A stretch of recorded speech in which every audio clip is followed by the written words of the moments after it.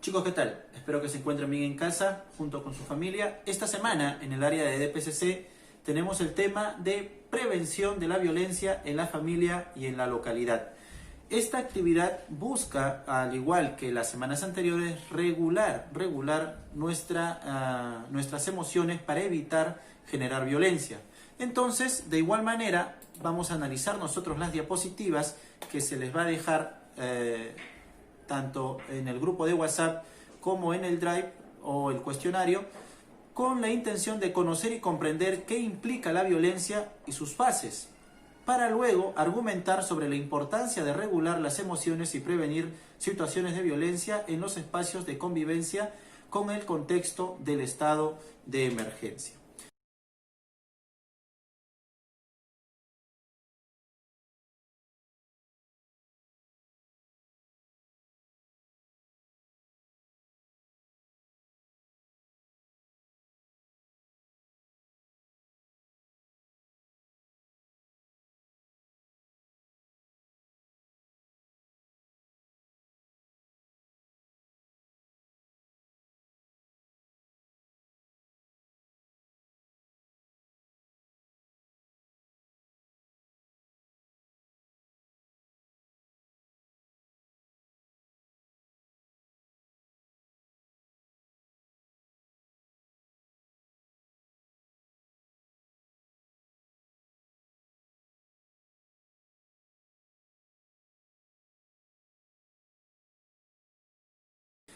Entonces, lo primero que vamos a hacer va a ser analizar la información que se nos da. En primera instancia, reconocer o saber qué cosa es la violencia, ¿no?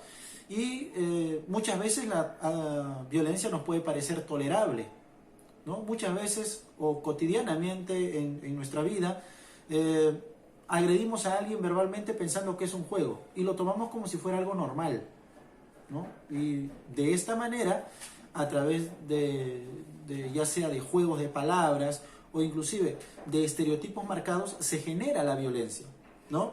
La violencia es el tipo de relación en la que de forma deliberada, aprendida o imitada, se usa la fuerza para dominar a alguien, imponer algo, ¿no? Imponer algo, haciendo daño o amenazando con hacerlo. ¿Ok? Entonces, a esto también se le añade el símbolo o el concepto de violencia simbólica. La violencia simbólica se da, ¿no? En la sociedad, se puede ejercer en la sociedad al brindar mensajes que evitan crecer a una persona o que le diga de que ésta no tiene cualidades para acceder a ciertos privilegios o que no merece determinado trato por ser hombre o mujer, ¿no? Como vemos en los estereotipos de nuestra sociedad, ¿no? De repente una mujer está destinada para oficios o profesiones más de escritorio, más delicadas, ¿no? Y un varón a cosas más rústicas, más fuertes, pero esto no significa que esto tiene que ser así, ¿no? Esta violencia poco a poco tiene que desaparecer, ¿no? Y eso va a depender de nosotros.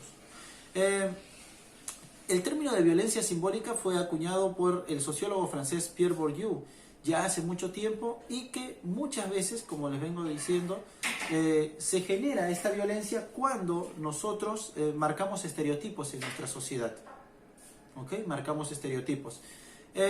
Y se vuelve muchas veces algo normal, ¿no? Por ejemplo, que sea la mujer la que tiene que hacer los quehaceres de la casa y el varón sea el que tenga que salir a hacer otras cosas, ¿no? Como el caso de Susana, que ya venimos analizando varias semanas, ¿no? Entonces ahí se ve una violencia simbólica que no necesariamente se desenvuelve o se refleja en una violencia física, sino que a través de mensajes pues nos van diciendo de que nosotros debemos tener ciertas características o cierto perfil en esta sociedad, ¿no?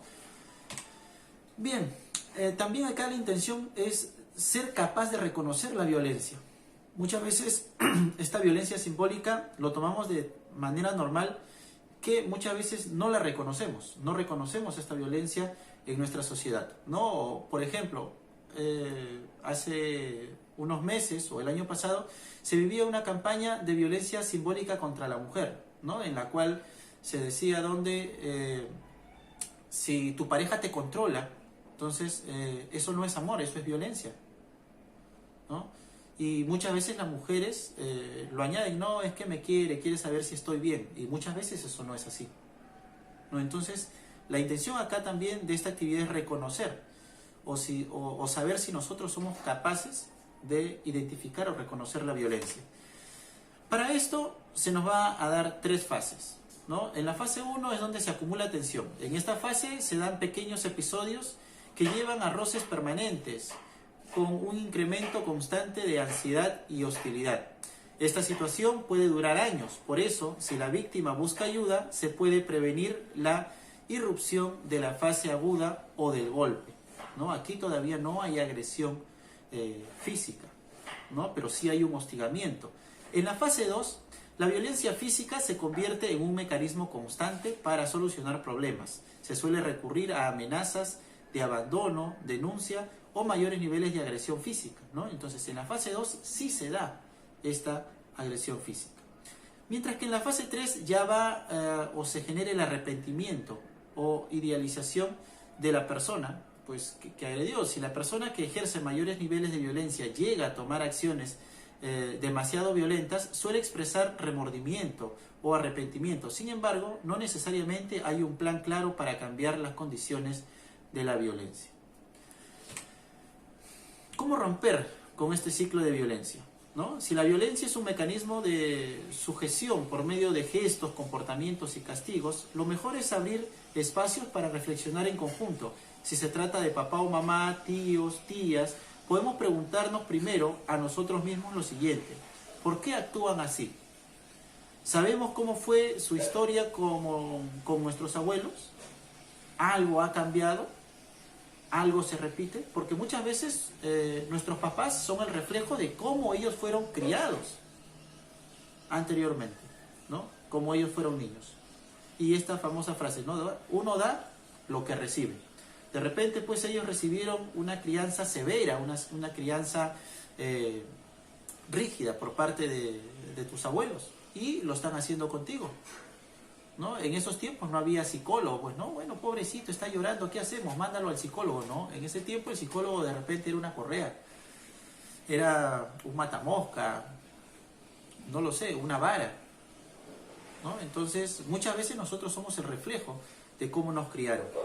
Y ustedes también, muchas veces cuando están en el salón, su forma de comportamiento refleja cómo ustedes los crían en casa.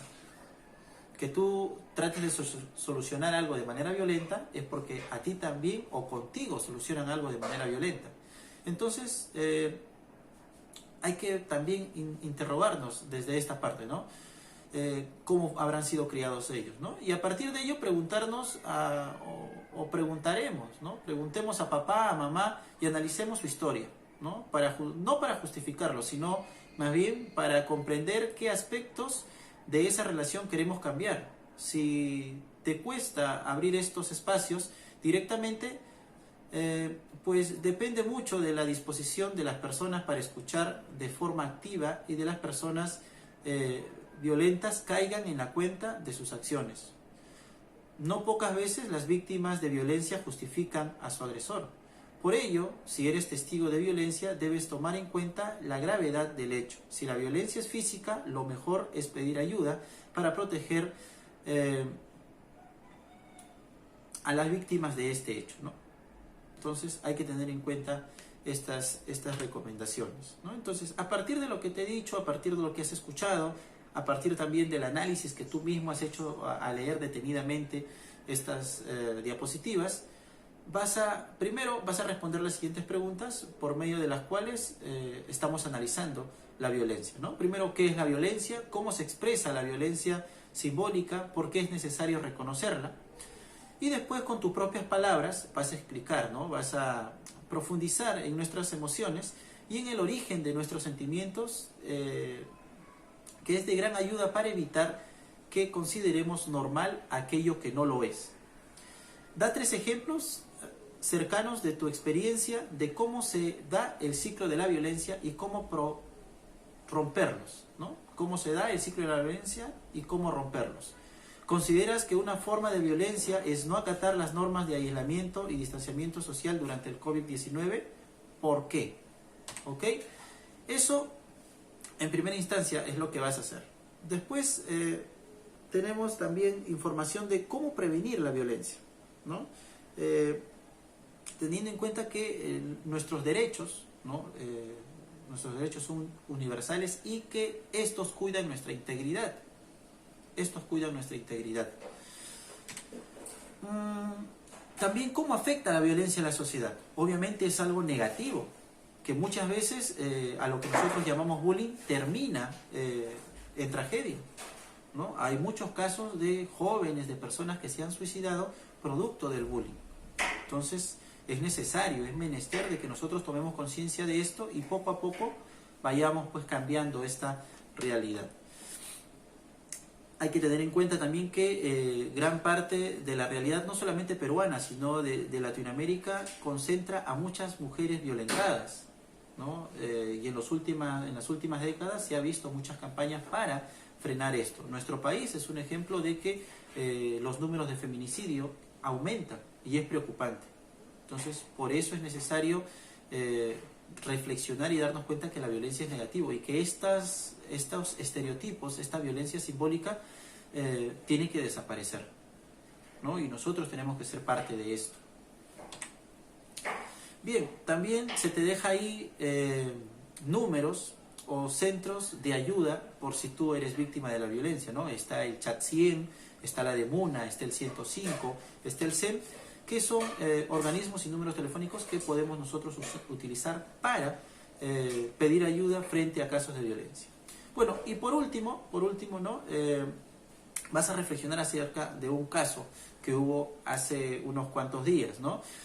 Hace una semana hubo un caso de violencia. Una mujer en la ciudad de Lima agredió a un agente de serenazgo y al personal de las Fuerzas Armadas, con bofetadas y trató de patearlos. Esto ocurrió cuando le pidieron que ingrese a su domicilio, ya que se encontraba fuera de las horas permitidas para transitar en el espacio público. Frente a este caso, esto que ha sucedido, responde lo siguiente. ¿Por qué se desató la violencia? ¿Crees que se pudo evitar la violencia? ¿Cómo? ¿Cómo prevenir la violencia? ¿Cómo afecta la violencia a la sociedad en su conjunto? ¿Y a dónde acudir en situaciones de violencia? ¿Ok, muchachos? Cuídense bastante y Dios mediante nos estaremos viendo pronto. Un saludo.